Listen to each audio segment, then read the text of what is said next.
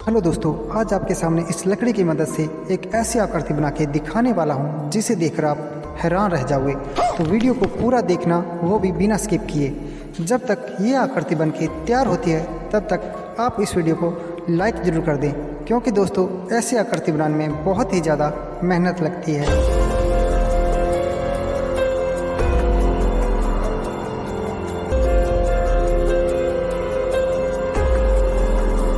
तो ये दोस्तों, आपको ये आकृति कैसी लगी मुझे कमेंट बॉक्स में ज़रूर बताना, और ऐसी ही मज़ेदार वीडियोज़ के लिए मेरे चैनल को सब्सक्राइब ज़रूर कर लें।